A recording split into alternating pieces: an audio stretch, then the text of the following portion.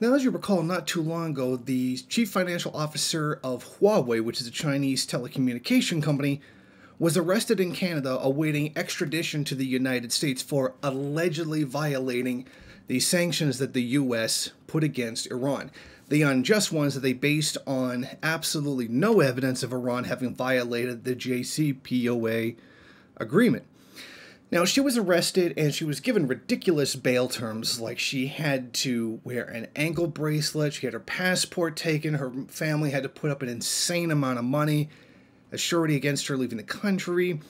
She had to pay for a 24-hour monitoring of her, just like really, really bizarre, extreme measures that you wouldn't even see on people charged with murder. And all she's being charged with is essentially violating U.S.-imposed sanctions, which are not valid, morally aren't valid anyway, because there's no evidence that Iran violated the nuclear agreement. Now, it's now become clear what her legal strategy is going to be. Now, she has just filed a lawsuit against the Canadian government, or specifically the Canadian Border Agency, for having violated her rights upon her arrest. Now, what she alleges, and thus far, everything that we've gotten from the mainstream media seems to certify this. When she was arrested, she was not told, when she was trying to leave Canada, she was arrested, detained, but she wasn't told why. She said it was a routine extra scanning and stuff like that, when in fact she was being arrested because she had an arrest warrant in the United States. So one, they lied to her. Now, number two, it took them 3 hours, even though she was under arrest, it took them 3 hours to get around to reading her rights, which is another violation. And that was also confirmed by the mainstream media. Not only that, she was under arrest, and you have 24 hours to charge someone with a crime or let them go. And it took about, I think it was about 3 days before she was actually charged. So her rights have been violated in a very serious way. These are not just violations of Canadian law, but I believe these are violations of Chinese law as well.